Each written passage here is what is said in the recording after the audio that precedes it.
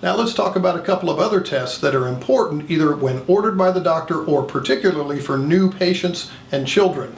The first is color vision.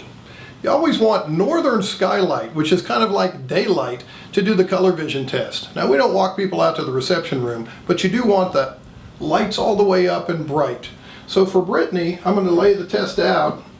We always start with the reference number first, which everyone should see. That's going to tell you whether the test is reliable. Once she reads that, then we'll go to the next cards and the next card, like that. Note that when we're checking for inherited color vision disorders, we do it with both eyes open because they should affect both eyes equally. If the doctor ordered a color vision test and wanted you to use the Ishihara plates, you would want to check to see if that should be done one eye, then the other eye, because that will be important if they're trying to diagnose a difference between the eyes with color vision. Secondly, keep the lights all the way up for stereo vision too. In this case, we're going to use the stereo fly test.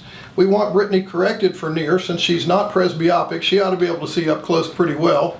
She's going to put on the stereo glasses. And the way I instruct this is to tell her, Brittany, we've got 4 dots here on number 1 on this chart. Top, bottom, left, and right. I want you to point out to me one of the spots that looks different, unusual, or is jumping out at you. Can you do that for me? The bottom one. Very good. Once they get number 1, because I expect Brittany to have good stereo vision, I'll move way down to number 7 and say, Brittany, same thing, only this one's a whole lot tougher. How about in number 7? Top, bottom, left, or right? The left one. Oh, good. And I'll continue to go. Even if Brittany says, I can't really tell, encourage them to guess, because oftentimes they'll guess correctly.